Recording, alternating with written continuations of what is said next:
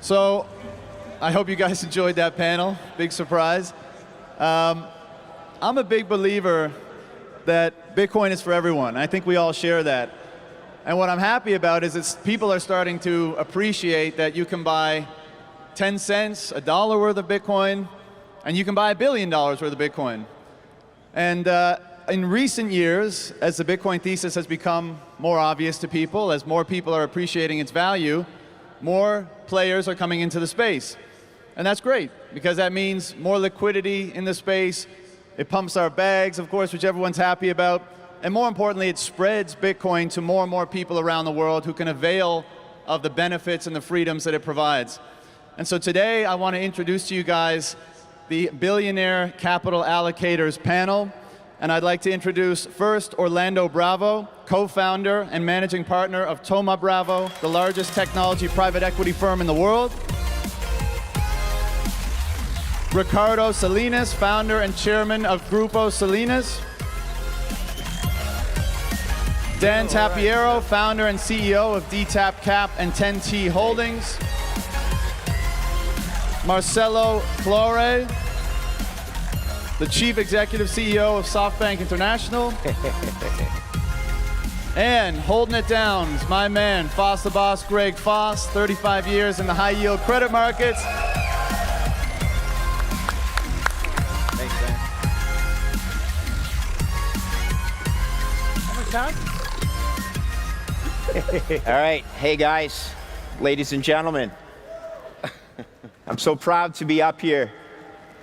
My name's Greg Foss. My granddad told me, surround yourself with greatness. Papa, how am I fucking doing? These men are brilliant. They all passed grade 11 math. And this is a Bitcoin conference, not a shitcoin conference. So I have a mallet here. If they bring up shitcoinery, they got a little tap, a love tap, all right? Listen, guys and ladies, the Bitcoin community is absolutely beautiful. It's about giving. I've never met so many givers in my life. Perhaps that's because I worked on Wall Street and Bay Street, where the whole world are takers.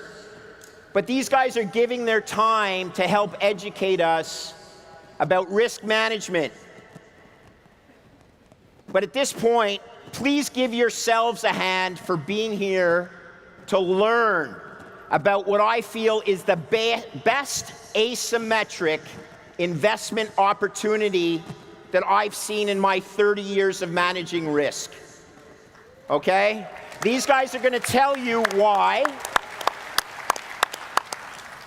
But please welcome them with a big round of applause. I have questions for them. Thank you for being here, gentlemen.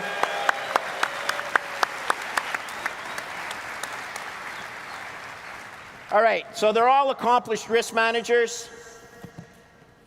I'm going to start off with a pointed question for each of them, and then I'd ask you guys to follow up, okay? We've talked individually, and I'm going to start with Ricardo. All right.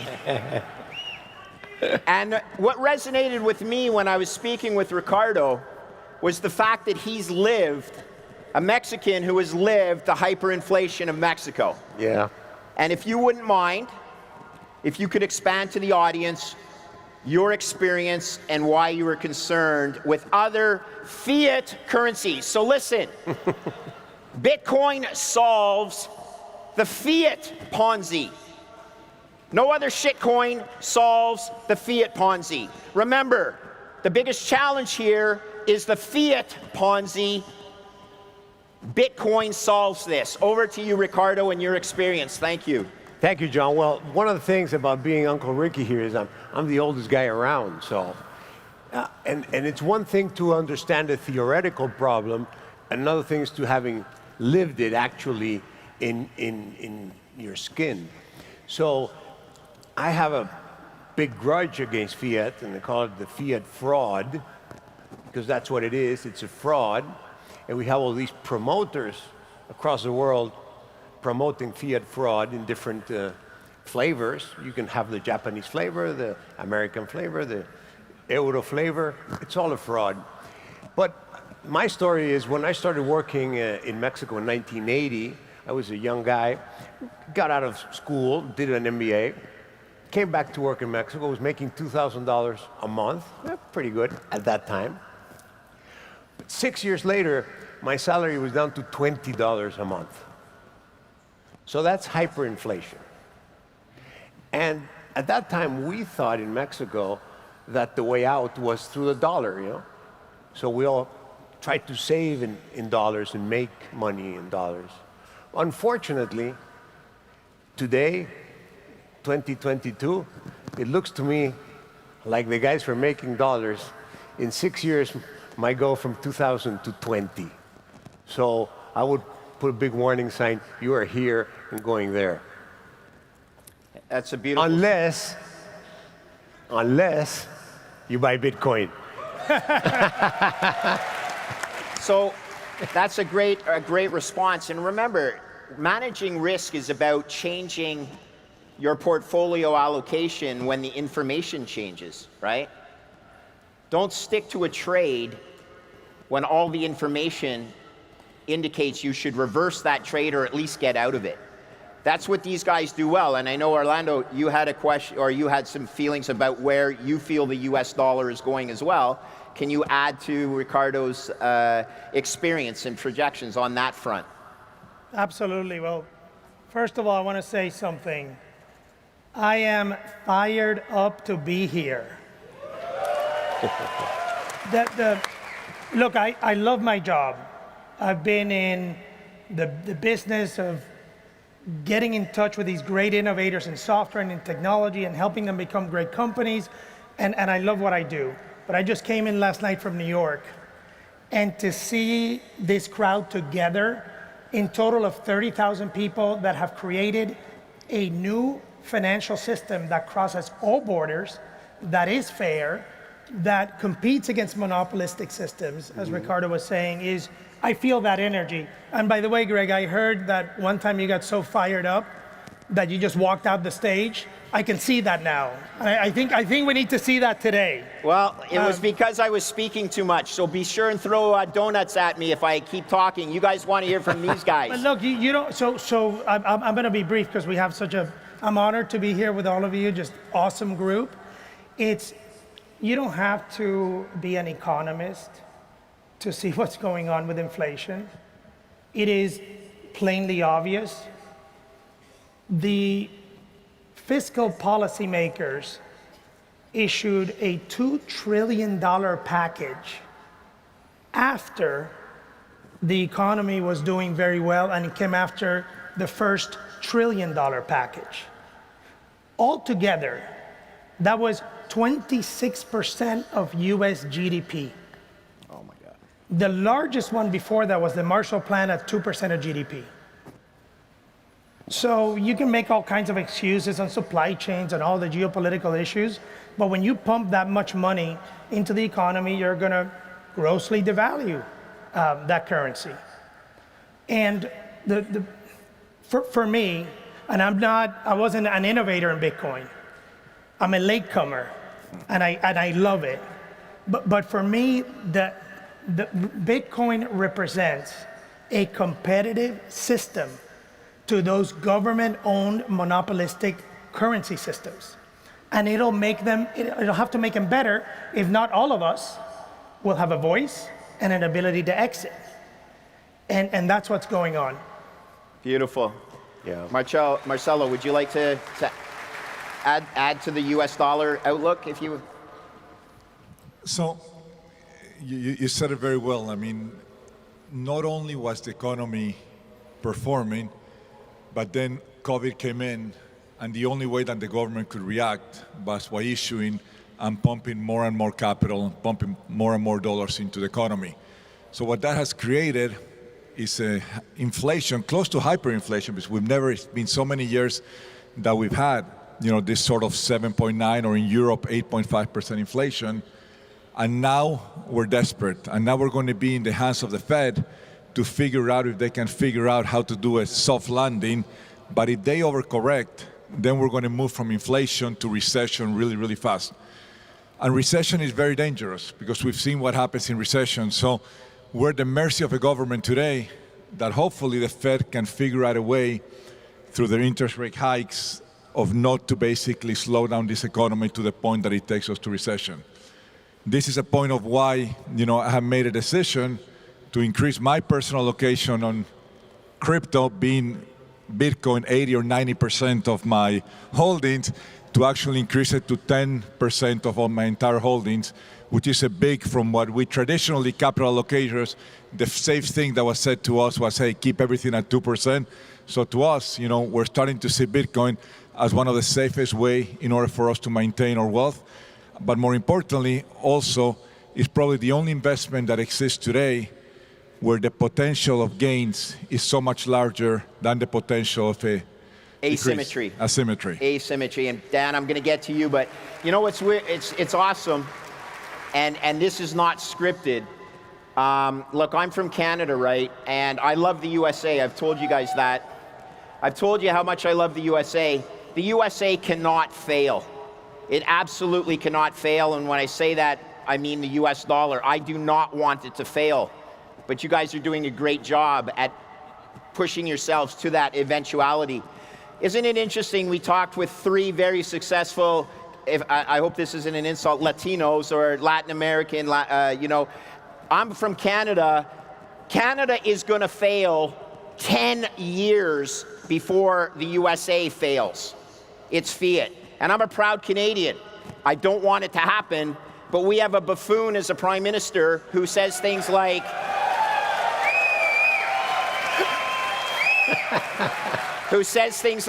the budget will balance itself. Yeah. Now that's, if he was the CEO of a publicly traded company, he'd be fired on the spot, all right? You can't say stuff like that. It's irresponsible, it's immature, it's what a drama teacher says. Okay. Canada is in trouble. It's a G7 nation. Turkey is a G11 nation. Look around you, not around you, look outside of the USA. People see stuff happening more quickly. The USA is privileged. It's got a reserve currency status. But Bitcoin is going to become the global reserve asset. This is an aside. Over to my friend Dan Tapiero, who has managed a lot of money successfully in a macro environment, and his words were, there's no alpha left in macro. I hope I'm paraphrasing that correctly. He has decided, and since we both manage money at hedge funds, I'd like to switch the conversation to the current challenges of traditional asset management and the 60-40 portfolio, and why people need to consider alternative silos like, and I'm going to say digital assets, but I'm focusing on Bitcoin. So, Dan, would you expand on the 60-40 portfolio, what you think, what the future holds there? Yeah, well, thanks. Thanks, Greg. Let me just, what he's talking about, the 60-40, is what traditional asset allocators, the exposure that they hold, and that's 60% in assets or equity and 40% in bonds. Right, I know, bonds, right. Well, and what's happened is that that's been a brilliant strategy for the last, from 1981 really until, until actually very recently. But now you have negative 7% real yields. In the US, you have $200 trillion of cash and debt, mostly negative real yields. And so, you have many pensions and insurance companies, large entities, sitting on a non-productive asset class. And there's really nowhere to go. And so $200 trillion is a lot. If you think there's 500 trillion or so of total assets in the world, there should be, and I think we're starting to see a little bit of a transition out of bonds and cash, again, a little into equity, but I think it's going to be coming into Bitcoin, into this, this I call broadly this digital asset world. The returns, obviously, I mean, I look at it as an investor, and the returns, on the one hand, you're losing money in your 30 to 40% of your portfolio versus, Bitcoin, which of course has gone up over 200% annualized since its inception. So I think that as, we have more people here. I mean, I was at the conference in 2019 and it was just, 1,000 people or 2,000 people, 10,000 last year, 25,000. I suspect next year will be more. And, the voice is being heard, and I think we're starting to see also a greater movement from institutions. And I see this firsthand. I myself have 2 pension funds, US state pension funds, that are investors. 3 years ago, you wouldn't have seen that at all. So it's starting, it's slow, but that 200 trillion I mentioned in cash and fixed income, if you take just 10% of that, that's $20 trillion, right? I'm not saying it's all going to go into Bitcoin, but I think people are starting to see it. Well, let's help people with the math. If 20 trillion flowed into an asset class that's capped at 21 million coins, what's 20 million divided by 21 million? You don't need a calculator for that, people. That's $1 million a coin, okay? Because we're measuring it in today's dollars. The assets are measured in today's US dollar value. So I know Orlando has some viewpoints as to the money that wants to flow in, but I wanted to expand on Dan's viewpoint. Everyone knows who Ray Dalio is, okay? Very brilliant investor, Bridgewater, that created a strategy called risk parity. He would balance his equity portfolio against a leveraged portfolio of US Treasury bonds largely. And as everyone knows, as interest rates go down, bond prices go up. So there was a buffering process that if equity prices fell, the bonds generally benefited from a flight to safety, okay? But it's easy when interest rates start at 14%, when I started trading bonds in the late 1980s, right, and they end up at under 1%, okay? That is bond price support. So Dalio made an incredibly smart business decision by leveraging the bonds, which were less volatile, against an equity portfolio. Brilliant man. Okay, it doesn't work anymore, Ray. It's fucking over, okay? Because interest rates are out now in the US 10-year at 2%, 2.6% when I looked this morning, okay? And they could be on their way back up, except the Fed's gonna have to come in and dampen interest rates because it doesn't work with the debt spiral we're in, but I digress. Listen, the Fidelity report that came out on digital assets, and I'm paraphrasing Fidelity here, it basically said there's only Bitcoin. And then they said there's other digital assets, but understand what they meant was there's only Bitcoin and then there are shitcoins, exactly, okay? Fidelity is going to move the world because if you're if you're an asset manager competing against Fidelity and they offer the silo to invest in this new asset class, you better get your game in gear or you're going to lose your clients to Fidelity. So I'm going to open the panel to the other guys. I know Orlando for sure is seeing you run $100 billion of assets, you have large pension funds. You mentioned to me that you see the interest in this new asset class. Would you like to expand on that for the audience? Thank you, Greg, yes. And I will, absolutely, everyone will get a chance. Beautiful. And it's interesting what you said about a couple of pension funds. That's exactly what we're seeing. So the pension world and the sovereign world is something that, right, I've been in for a long time, 25 years. So we have deep relationships. We know these great people. And when you think about it, in that world of original source of capital, there's about $30 trillion today. And the decision makers are very small groups of people that are actually extremely talented, extremely humble, and they actually do a really, really good job of investing. They're phenomenal allocators. So this is the deal. 2 years ago, I would go around meeting all of them because that's part of what I do. And the first 5-10 minutes of the meeting, it was all about, hey, I heard you like Bitcoin, what's going on? And the individuals themselves are all big believers and personal holders of Bitcoin. But after that 5 minutes was over, then the meeting progressed, and the institutions were not ready to join in this movement of adoption. Now, 6 months ago, I'm getting calls from these really large institutions saying, you know what, I'm building a small bucket here of Bitcoin. And they're experimenting. The key is, for this to really, really be big, is they have to make money. Once they dabble in, if they start making money, the floodgates will open. And you will get another step function in values.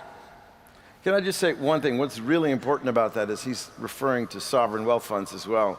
So when you start having these $100 billion, $500 billion entities, sovereign wealth funds, talking about exposure in Bitcoin, adding exposure in Bitcoin, the next thing is for the central bank, and the next thing is for that government. And so, you know, there's a lot of talk about, you know, wide-scale global adoption. It starts with, I think, the smart allocators you're talking about. Yeah. So if I may pick up on a little bit on what Dan said, he said the 60-40 allocation, 60 equities, 40 bonds, and he said 40% of the portfolios are in bonds, about 200 trillion. And he said there's nowhere to go. And this is really bad news, because I know for sure that some of you out there are counting on your pensions. And this is very dangerous, because like the poet said, things change gradually and then suddenly. And the problem is that this bond investment is a terrible investment. I wouldn't touch a bond with a 10-foot pole.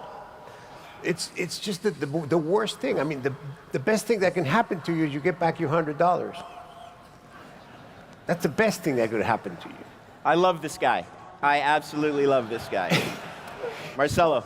You know, Oh, sorry. Keep going. Just to go on that, I definitely don't have any bonds. I have the liquid portfolio. I have 60% in Bitcoin and Bitcoin equities, and then 40% in hard asset stocks like oil and gas and gold miners, and that's where I am, man.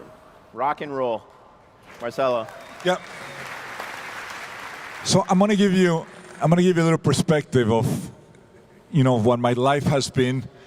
And I started seeing what I call the cell phone revolution, and then I became the CEO of Sprint and merged with T-Mobile and enjoy an era of what's amazing, innovation, disruption, cell phone. After that, we enter something incredibly unique, which some call it the digital revolution or the AI revolution. And for the last 4 years, I've been the CEO of SoftBank International, and we're investing in disruptors of the digital economy and investing about $1 billion a week and manage about $300 billion. Then I started seeing what I like to call the Bitcoin revolution. And about 3 weeks ago, I quit my job at SoftBank in order for me to learn more and start putting all my knowledge towards this new revolution that we're seeing. And I like to call it the Bitcoin revolution, which is what's going to happen next. All right. Whoa. Wow. So, wow, eh? You know, at times like this, my sister would tell me, don't say anything, and she's a stand-up comic, so she knows when to sit down. But unfortunately, we have a couple more minutes to burn. That's not unfortunate. I mean, I'm just reveling in this opportunity. Marcelo, can you tell us, you know, you started to expand on it. You've shared with us your exposure to Bitcoin. One of the things I get in trouble with the Bitcoin maxis with is that I'm not 100% in Bitcoin. Now, it's just not the way I've managed risk, and I don't think it's the way the gentlemen on the stage have managed risk either.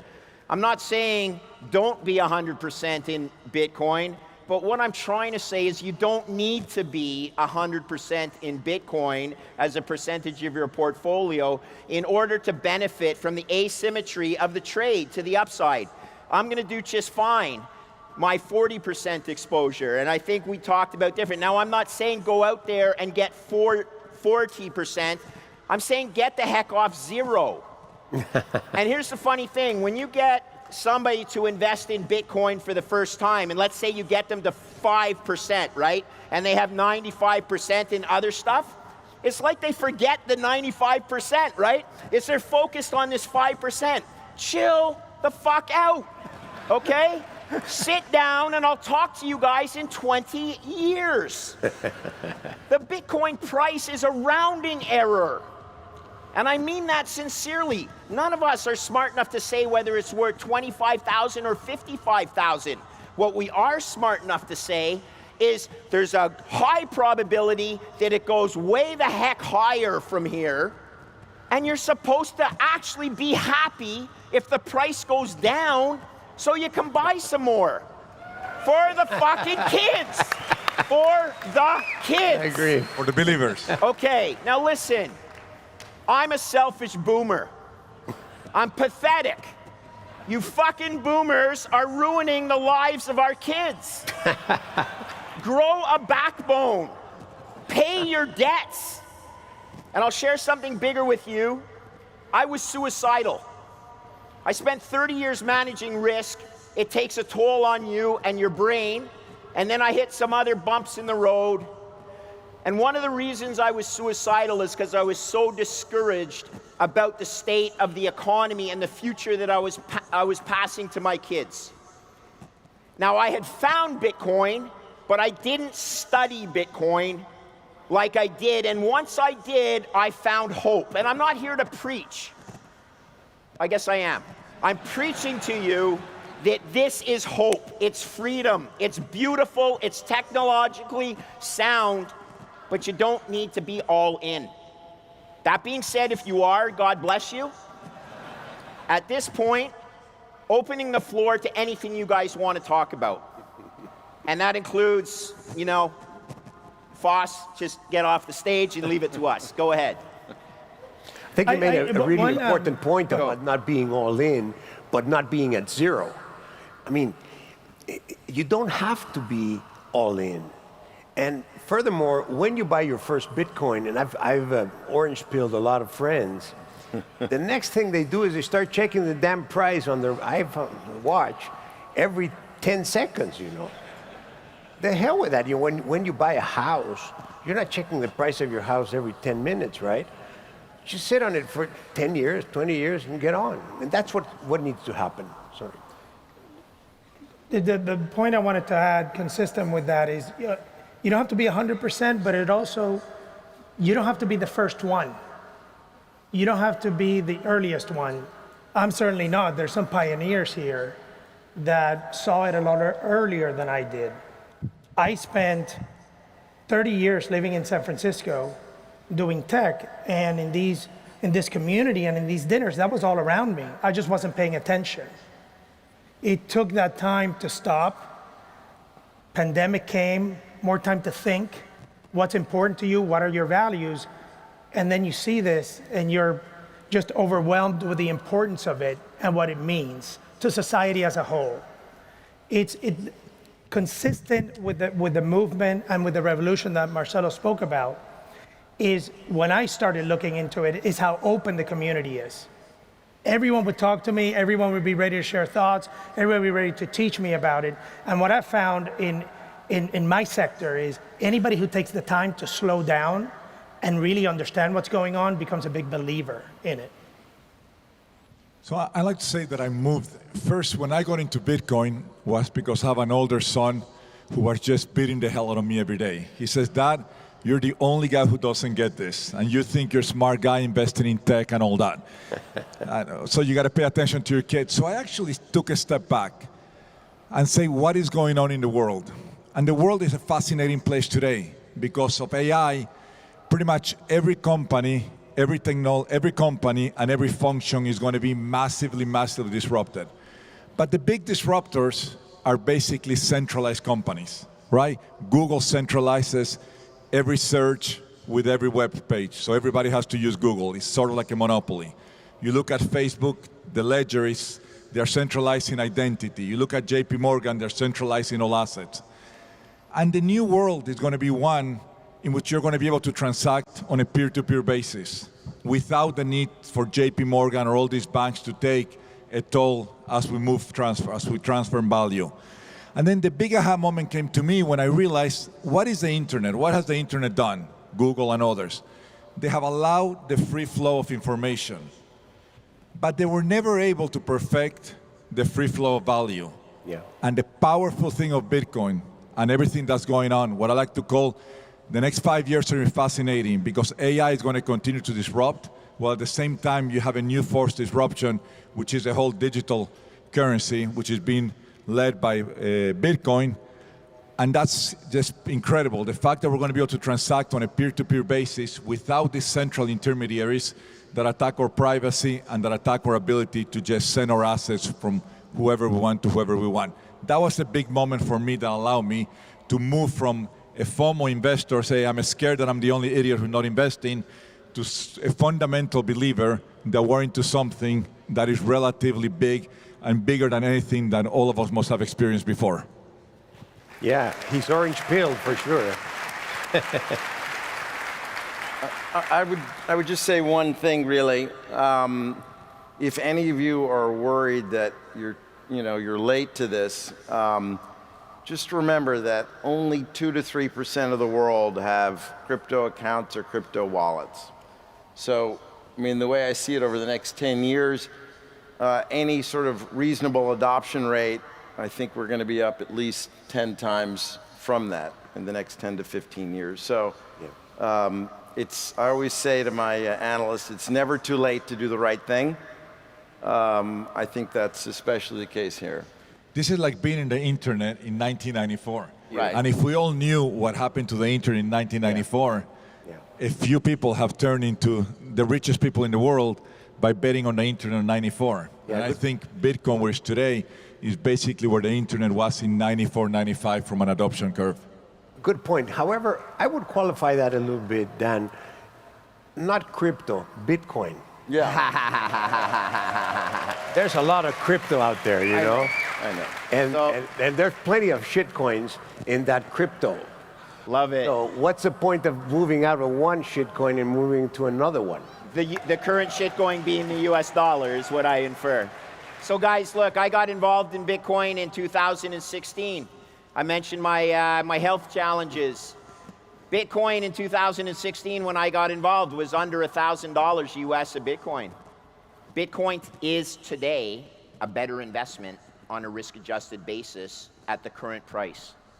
Okay, don't overthink that fact. What has happened? COVID. The response by the government has painted them into a corner where it is mathematically impossible to stop printing money. They won't tell you that. All you got to do is run the math. With the coupon on the debt, grow it, making the denominator grow, the numerator grow way faster than the global GDP can possibly grow to keep up with it. It's mathematical certainty. There's very few things in life that are 100% certain, but fiat debasement is one of them. Guys, this is so simple. Anyway, I digress. We have 6 minutes left. I'm gonna finish off with something, but I want anybody here to give 2 minutes, let's say, anything, any subject for the audience. Up to you guys. Okay, so hyperinflation really damages two kinds of people. The most vulnerable. Number one, it ends any pension that you might be expecting down the road. Your savings are wiped out. So people that depend on their savings are very hardly hit. Young guys, we can always get a salary increase, move from here to there, they'll make it. Older people who have saved all their lives and depending on a pension, they're going to have the hard end of the stick coming to them.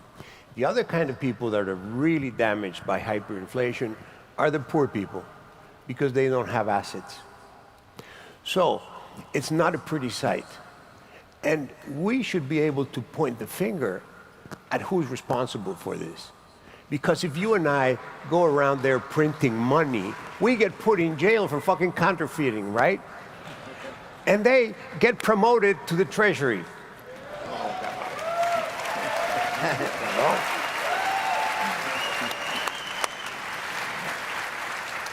I just want to say, Greg, thank you for sharing that. We need you in this world. You're the best. Wow. And you are just absolutely awesome. And we need more Gregs out there. Really, really, really amazing. Wow. And look, I just want to end with how proud I am of this community. When I hear all these criticisms from the establishment in financial services about, oh, this is used by bad people and fraud and this, come on. This is a group of phenomenal people that want what is right, that want freedom, that want democracy, that want to cross borders. It is just an awesome movement, and you're here. And of course, the adoption is going to increase over time. What do you think? Is it going to go down? Do you think less young people are going to be involved or more? No brainer. Do you think the dollar is going to go up or down? It's very, very, very telling. So thank you for having me, and I've really enjoyed being part of this. Marcelo.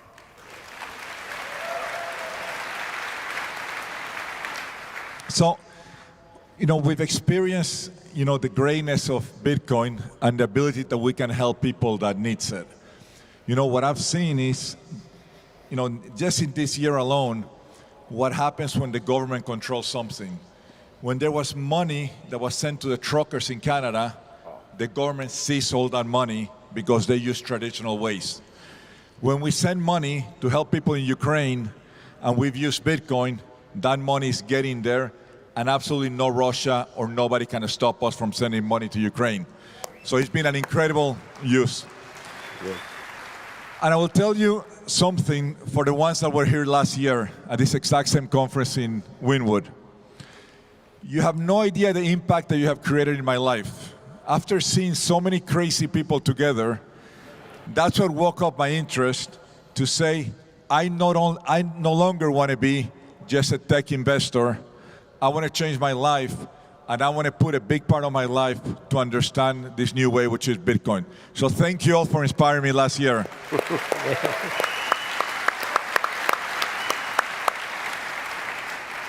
Yeah, I would just end with, I think it's important to understand that this, the invention of Bitcoin, as I like to call it, is a unique invention in the history of financial and monetary history. And so, if you're thinking that you're not sure about it, all of certainly my work and my focus on it, I really think it's bigger than anything I've certainly seen or studied. And it's because it's that ledger of truth, right? We've never had truth. Bitcoin is truth, ladies and gentlemen. I'm so proud to be on stage with these guys. I'm proud of the Bitcoin community. I've met through the Bitcoin community guys and ladies that I call friends and dear friends now. Guys like Jeff Booth, Preston Pish. I've met a doctor in Madison, Wisconsin, who's involved in an education platform with me because he didn't understand the legacy financial system, and he actually didn't understand the paper I wrote on bond math because, it's actually first and second derivatives are not grade 11 math, but God bless him, he and I have created, along with 4 other global partners, an education platform called LookingGlassEducation.com, where we explain the problems of the current financial system that they don't teach you in high school because they don't want you to know.